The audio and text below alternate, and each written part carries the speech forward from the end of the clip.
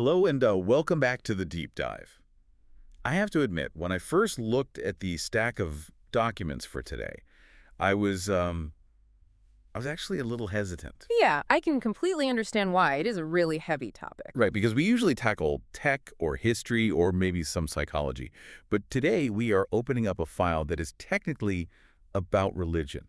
And not just religion in general, but a very specific granular analysis of religious text, specifically the Quran. Yeah, and that is exactly why I was hesitant. But the reason I decided we had to do this and why I really think you, the listener, need to stick around for this one is that the sources we have aren't what you would expect at all. Not at all. Like, this isn't a sermon. We aren't looking at a guide on how to pray or fast or be a quote-unquote good person in some vague spiritual sense. Right, we are looking at a really dense stack of analytical notes and reports, and these are based on the work of a scholar named Allama Ghulam Ahmad Parvez.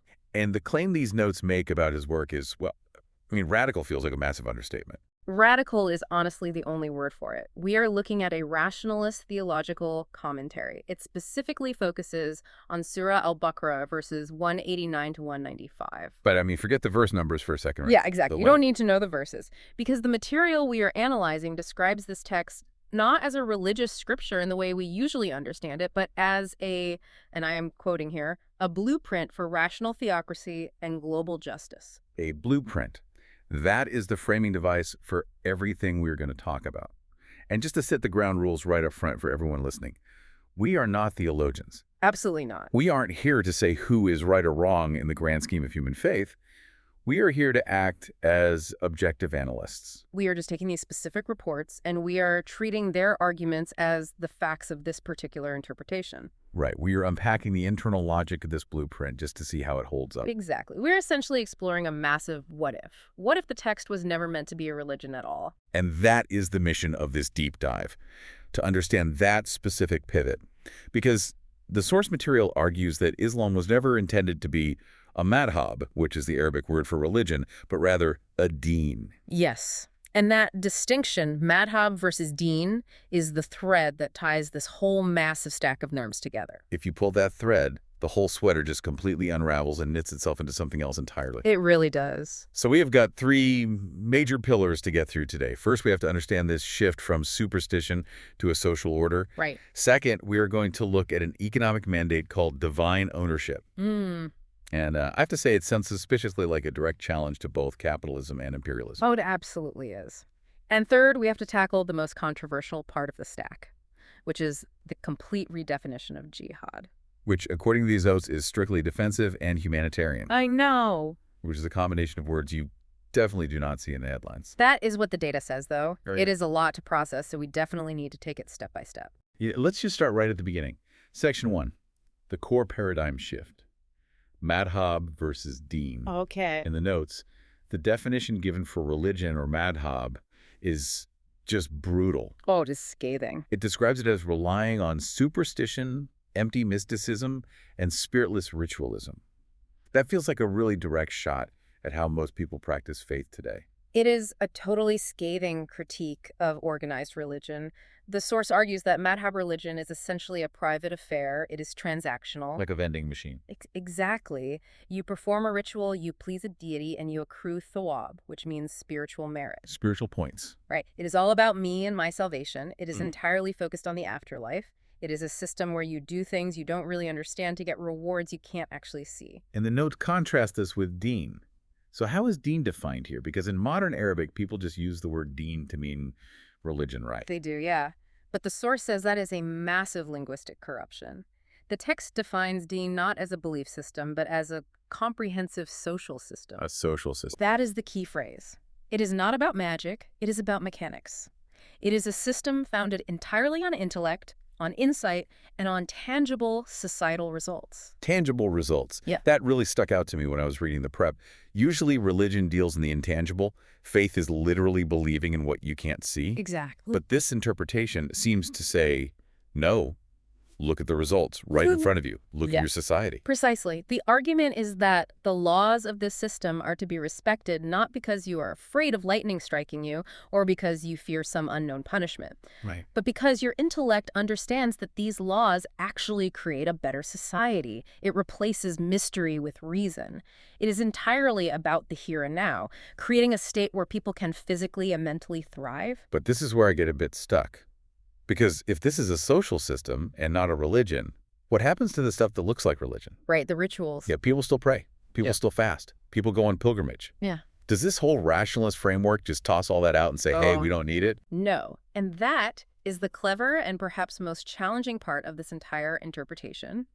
It does not delete the rituals, it completely repurposes them. Okay, how so? It argues that we have been looking at the machinery of the system and calling it worship when we really should be calling it training or organization. Okay, give me an example of that. Because the notes discussed the Hajj, the pilgrimage to Mecca. Right. Now, to me, and I think to anyone listening, Hajj is the ultimate spiritual act. Sure, that is the common perception. You are in white robes, you are circling the Kaaba, you are crying, reflecting on your sins. It feels intensely personal. How does the rationalist view handle that? Well, that is the visual, right? But the source asks you to look at the actual function. Why gather millions of people in one spot if the only goal is personal prayer? Right, you could just pray at home. Exactly, you can pray anywhere. The notes describe Hajj as, do you remember the exact phrase? Yeah, I called it an annual international conference. Yes, an annual international conference. The source explicitly states that in the pre-Islamic era, the days of ignorance, the pilgrimage was really just a superstitious festival where tribes competed for glory. Just a big tribal bragging contest? Pretty much. But under the Deen, it was mandated as a global summit. That sounds like the United Nations. Or maybe like Davos, but for everyone. Davos is a really great analogy, actually. That is the exact analogy the text invites. The purpose isn't just to walk in circles. The purpose, according to the notes, is mutual consultation. Okay. It is a place where representatives from every corner of the globe meet to discuss the real problems of humanity. And this is the crucial part: establish practical programs to actually solve them. So wait, you are not there to get spiritual points. You are literally there to network and solve global hunger. According to this interpretation, yes. The source actually quotes a verse about people witnessing benefits for themselves. And Parwez interprets those benefits not as spiritual fuzziness, but as concrete economic and social advantages that you gain through international cooperation. That is wild. Just imagine an annual gathering where you align on global policy. That is the function of Hajj in a deen. It totally reframes everything. Because the notes also mention salat, which is prayer, and zakat, which is charity. And again, the definitions are completely shifted from personal piety to social machinery. Exactly. Take salat. In the traditional view, it is just personal worship. You bow down to show submission to God. Yeah. But in this framework, salat is described as a training mechanism for social cohesion. It is about assembling. The community meets 5 times a day. Why 5 times, though? To check in, to reaffirm their commitment to the laws of the system, to ensure literally no one is left behind. It is discipline and mobilization. So it is less like a meditation session and more like a team huddle. A team huddle is a perfect way to put it. It is a daily roll call. And then you look at zakat. Now, zakat is usually translated as charity. Right. Like giving alms to the poor. Right. But think about the word charity. It implies it is optional. I give $1 if I feel like it. I give it to feel good about myself. Yeah, it's a personal choice. But zakat in the deen is described in these notes as a strictly structured tax system for resource distribution. Oh, wow. It is the funding mechanism for a welfare state. It is not about your personal generosity at all. It is about the state's absolute responsibility to ensure no one goes hungry. Okay, so if I am following this blueprint, salat is the discipline and meeting schedule. Zakat is the Treasury Department, and Hajj is the General Assembly. You have got it, exactly. It is a fully functioning state structure. And here is why this distinction matters so much and why the notes are so incredibly aggressive against the traditional view. Okay, why? If you view Islam as a religion of rituals, you inherently need a priest. Oh, right. You need a cleric to tell you if you washed your hands correctly or if you pronounced the Arabic right. You need an intermediary between you and the divine. The middleman. Yeah. And the sorts were really not kind to that group. I think the specific phrase was hoarding wealth and perpetuating superstition. Yes, because if you shift to deen, if the system is actually based on intellect and tangible results, the authority of the cleric just evaporates. Right, because there's no mystery left to explain. Exactly. You do not need a mediator to explain a mystery. You just need rational adherence to a law that clearly works. If the law makes sense, you follow it because it visibly benefits society. It democratizes the authority completely. It takes the power right from the robe and gives it to the public intellect. Yeah. I can definitely see why that would be controversial. You're essentially telling an entire class of professionals that they are totally obsolete.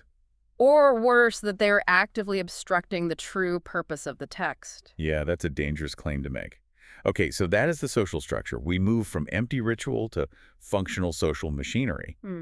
But a society obviously needs an economy. Right. And frankly, section 2 of these notes is where things go from different to completely revolutionary. This is the economic framework. And this is really where the rationalist interpretation picks a massive fight with modern capitalism. Yeah, the core concept here is divine ownership. Now, I see that phrase, and my brain immediately thinks theocracy. I think everything belongs to the church, where everything belongs to the temple. Which is the natural assumption. But Parwez seems to be using this term in a very specific, almost legalistic way. He is. The notes break down the linguistics of it. When the Quran says Betula, house of God, or Arzula, land of God, the argument is that this isn't just some poetic praise. It is a strict legal statement of ownership. Meaning what exactly? Meaning, if the land belongs to God, it cannot belong to any human being. So is this communism? Like no private property at all? Not exactly. It does not mean you can't own your shirt or your house or your own personal effects. Okay. But regarding the means of production, natural resources, the land, water, fire, the things fundamentally required for life, the source is explicit. It says these absolutely cannot be monopolized. Right. And here is the equation that changes everything. The source states that in this socio-political context, God functions as a direct stand-in for universal humanity. Wait, break that down for me. God equals universal humanity. That is a really massive theological leap. In the context of resource distribution, yes, it is. The reasoning is that God doesn't need the wheat. God doesn't need the water. All right, God isn't thirsty. Exactly. So when the text says this land belongs to God, the rationalist interpretation reads that as this land belongs to the collective public, Right. it belongs to everyone, so it can be legally owned by no one individual. Wow. So giving to God isn't paying a tithe to the temple. It is paying into the collective welfare. Exactly. And this is the weapon the source uses to dismantle what it calls unchecked capitalism and wealth hoarding. It's a complete paradigm shift. The thesis is remarkably simple. Economic equality is impossible if individuals can monopolize the resources that everyone needs to survive. If you control the water, you control the people. The Deen explicitly forbids that control. The notes use some historical examples to back this up that I found really compelling, because I always thought the story of Prophet Saleh and the tribe of Thamud was just, well, a magic story. Right. Like, don't kill the magic camel. It sounds like a fable you tell a kid. Most of us grew up hearing it that way. Yeah. But look at the analysis in the notes. Parwez argues the conflict was never about worshiping a camel. It was fundamentally about water rights. Water rights. In the middle of the desert. Precisely. The tribe of Thamud was a desert civilization. Water literally was life. Yeah. The Knights explain that the tribe had a very tight tribal elite that completely monopolized the water supply. They controlled who could drink and when they could drink. They used the resource to control the populace and maintain their own power. And the she-camel of God fits into this how? The she-camel represented a public resource. It was a camel of God. And remember our equation from earlier? God equals the public. Yes. That means a camel that belonged to the collective to no one individual. It was a symbol of the public option, essentially. It was meant to drink freely from the water, establishing the legal precedent that the water was public property. So when the elites killed the camel, They weren't just being cruel to an animal, they were engaging in a deliberate act of privatization. oh my gosh. They were killing the symbol of public ownership to aggressively maintain their monopoly over the water. They were crushing the challenge to their own economic power. That is a wild reinterpretation. It literally turns a bedtime story into an antitrust lawsuit. It really does, and it is incredibly consistent across the text. The notes also mention Moses. Right, the Moses story. We usually think of Moses saying, "Let my people go," as a general cry against slavery, but the notes zoom in on a very specific incident in his life right before he returns to Egypt, when he flees to Midian. Oh, the story of the well. Mm. I remember this from Sunday school. He meets the two girls. Right. Moses arrives at a well which again is a critical economic resource in an arid landscape. He sees shepherds strong men bullying two women, preventing them from getting water until the men were completely done. And usually the interpretation is just that Moses was being a chivalrous guy. He is the hero, so he helps the ladies out. But the notes argue it is entirely structural. Moses was fleeing Pharaoh's system, a system the Quran calls takhut, or tyranny, where the strong devour the weak. Right. He was looking for a society of justice. But even at a random well in Midian, he found the exact same dynamic, the strong monopolizing resources against the weak. So he steps in. He steps in, he physically forces the men back, he waters the women's flock, and then he just sits under a tree. Okay, so what is the takeaway there? The takeaway isn't that Moses was a nice guy. The takeaway is that the deen, the system of justice, actively requires intervention when the strong hoard resources. It is about forcibly breaking the monopoly. So the deen isn't just about being nice. It is about structurally preventing the strong from hoarding the water or the land or the capital. Correct. The absolute mandate is that resources must be distributed by divine law, which implies equitable justice for all, rather than human coercion, which implies the rich guy taking it just because he has the biggest stick. Because if God is universal humanity, then an economy based on divine ownership is an economy where resources are managed strictly for the benefit of every single human being. That is the blueprint. Which naturally leads us to the people who are going to absolutely hate this idea. Naturally. Because let's be honest, if you start telling emperors and tycoons that they can't hoard wealth, that they can't control the water, they are going to just say, okay, sure, sounds fair. No, they are not. They are going to come after you. Which brings us to Section 3, the geopolitical context. Right. This is where we define the enemy. The notes use this term tagut. Tagut. It sounds like a monster from a fantasy novel. Beware the tagut. Well, in a way it is a monster, but a distinctly political one. Tagut basically means tyranny or anything that transgresses the limits of justice. But in the specific political context of these notes, it refers to systems based on offensive aggression. Okay. The notes break it down into three primary motivators: dictatorial imperialism, which they call mulukiyat, exploitation, and capitalism. The big three of bad governance. Exactly. And the notes provide some vital historical context here. When this deen appeared in the 7th century, the world was heavily bipolar. It was essentially divided into two massive imperial blocs, the Roman Empire and Byzantium, and the Persian Empire. The ultimate superpowers of the day. And the source describes both of them as massive centers of capitalism and exploitation. They existed solely to hoard wealth for the courts and the elites, while the masses, the farmers, the laborers, were just ground into dust. They were the ultimate tagut. And this new system, this rationalist deen, enters the stage as a direct challenger to that status quo. Right. There is a really fascinating data point here about the prophet sending letters to these emperors. Now, I always assumed those letters were basically missionary pamphlets like, hello, please convert to my religion. That is definitely the traditional narrative taught in history classes, but Parwez highlights the actual content of the letters. He argues these were not religious invitations, they were severe political ultimatums. Oh, wow. They didn't just say pray like us, they explicitly demanded that the emperors cease the oppression of their vulnerable classes. The notes specifically mention a demand regarding exploited farmers. Stop oppressing your farmers. That sounds more like a labor union demand than a religious text. It really does. It frames the entire rise of Islam not as a religious conquest, but as a massive workers' liberation movement. That is a huge shift. The source implies that the prophet was directly siding with the non-Arab, non-Muslim farmers against their own imperial rulers.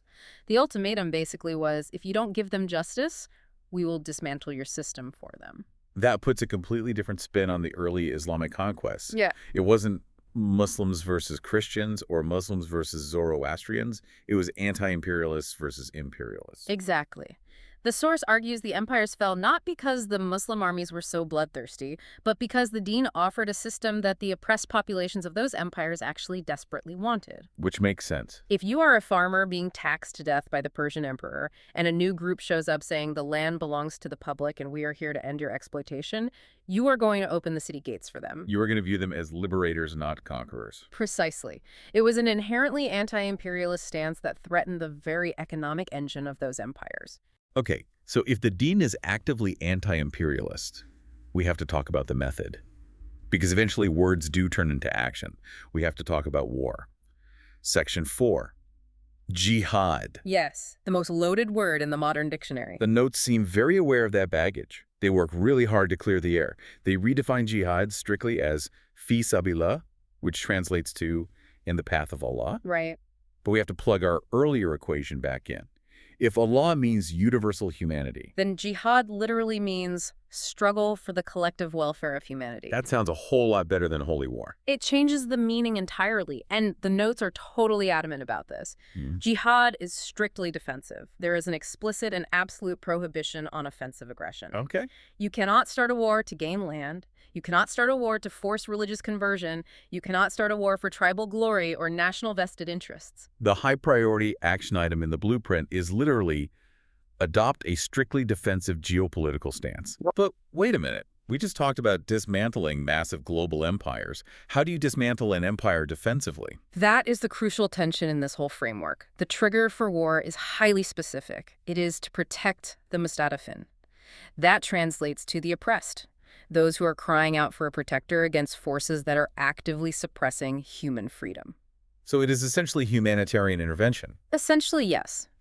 If a population is being physically crushed by a taghut, if they are being denied their basic human rights, the Deen mandates that you fight to liberate them. But only in that scenario. But only then. You do not fight to conquer territory. You fight to stop the oppression, period. The notes use some historical metrics to prove this defensive posture, like the 13 years metric. Yes. The early movement was based in Mecca for 13 years. And during that entire time, they were heavily persecuted, tortured, and killed. They were economically boycotted, yet there was zero violent retaliation. None at all. The source highlights this to show that the default setting of the system is extreme patience, not violence. If it was inherently a violent movement, they would have fought back on day one. And then there is the 300 miles metric. I actually really like this one because it's just so simple and logical. It refers to the Battle of Badr, which was the first major battle. The opposition forces literally traveled 300 miles from Mecca to Medina to attack the Muslims. Right. The source asks a very simple geographic question. If the Muslims were the aggressors, why is the battlefield on their own doorstep? Right. If I punch you in your own living room, it is pretty hard for me to claim self-defense. Exactly. The sheer fact that the enemy traveled 300 miles proves who the aggressor actually was. The source argues that every single battle was fundamentally defensive in nature, triggered by an imminent threat or a blatant act of oppression. Then there's this concept of fitna. The notes say war must completely stop when fitna ends. What exactly is fitna? In this specific context, fitna means persecution or coercion. It refers to a state where people are being forced against their will, either regarding their faith or their physical life. Okay. The moment that coercion stops, the moment people are actually free to make their own choices, the fighting must instantly stop. So you don't fight until you win the war. You just fight until the other guy stops hitting you. You fight until the environment of freedom is restored. You do not keep fighting to conquer their territory or to exact revenge. You fight only to remove the obstacle to human freedom. Which leads us directly into what I think is the most surprising, maybe even shocking insight of this entire stack of notes. I think I know what you're going to say. Because we are talking about a quote-unquote theocracy. We're talking about God's law. Section 5, the divine mandate for religious liberty. Yes, this is the part that usually catches people completely off guard. Because I think a lot of people, when they hear theocracy or Islamic State, they assume it means everyone must follow our religion or else we will kill you. That is a Hollywood movie version. That is the universal assumption, yeah. But Parwez's rationalist interpretation flips it completely upside down. The notes highlight a highly specific verse, Surah Hajj, verse 40, that lists the sanctuaries that absolutely must be protected by this deen. Yeah, I have the list right here. It says monasteries, churches, synagogues, temples, and finally mosques. Notice the order. It is incredibly significant. It explicitly lists the places of worship of other faiths before its own. Think about the massive implications of that. The notes are arguing that if the mandate is to fight for universal humanity, and if universal humanity structurally requires freedom of conscience, then the deen is legally obligated to protect the institutions where people exercise that freedom.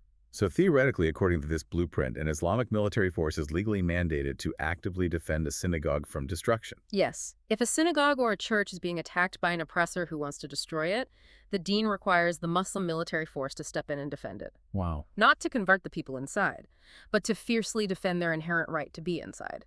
That is just the complete opposite of the media narrative we usually hear. Yeah. We hear about the destruction of heritage sites, not the mandated protection of them. It really is. The source explicitly rejects the idea of destroying other sanctuaries to build mosques.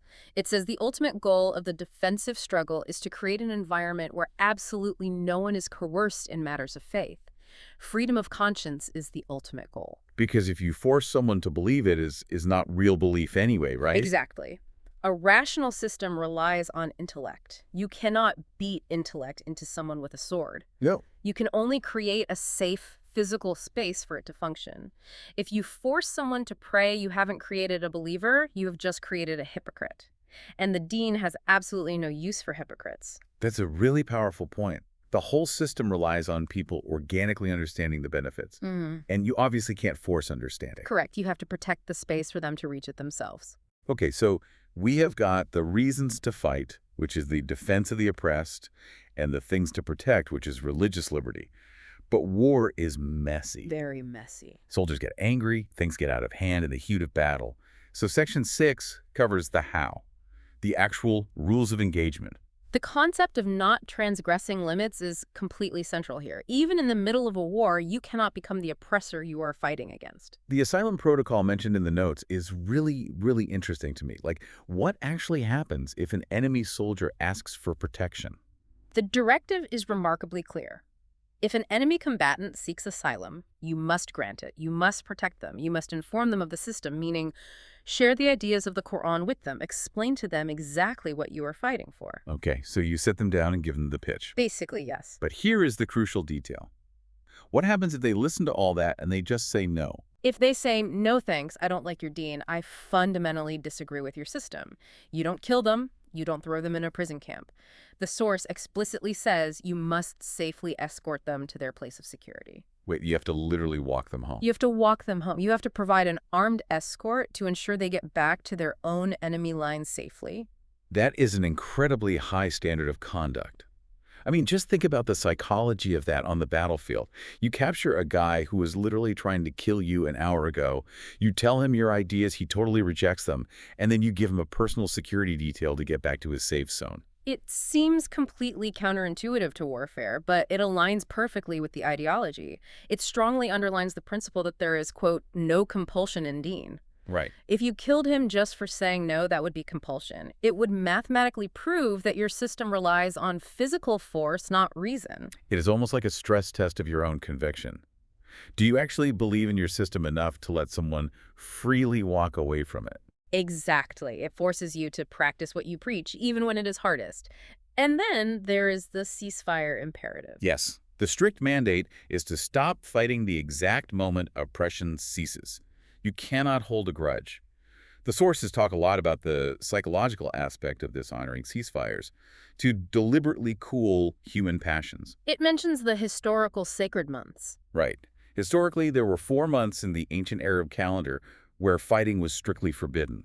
I always thought that was just a ritualistic thing, like don't fight during Ramadan kind of thing. Parwez interprets this not just as a religious taboo, but as a highly sophisticated reciprocal international agreement. It was a mandatory global cooling off period. A built-in pause button. Exactly. Because human anger just feeds on itself in war. If you can legally force everyone to stop fighting for a few months, tempers cool down, rationality slowly returns, and you might actually avoid restarting the war entirely. It is a brilliant mechanism for systematic de-escalation. It seems like everything in this entire framework is intricately designed to check human aggression. It is like the system inherently knows humans want to be greedy and violent, so it builds these massive structural walls. Yes. Like economic divine ownership to check greed, and defensive jihad rules to check violence. That is a brilliant way to put it. It is a comprehensive system of checks and balances against the darkest parts of human nature. It acknowledges that we all have these impulses to hoard wealth, to violently dominate others, and it creates an ironclad social structure to contain them. So let's bring this in for a landing. We have covered a huge amount of ground today. Section 7, implementation, the architectural directives. That's good. If someone wanted to actually build a society based on these notes today, not as a religion, but as a literal political system, what does the final checklist look like? The notes summarize it into a tightly prioritized list. First, on the strategic level, you must adopt a strictly defensive military stance. Absolutely no imperial wars, no conquest just for the sake of conquest. Second, on the structural level, you must completely restructure the economy based on divine ownership. No monopolies, no hoarding of critical assets.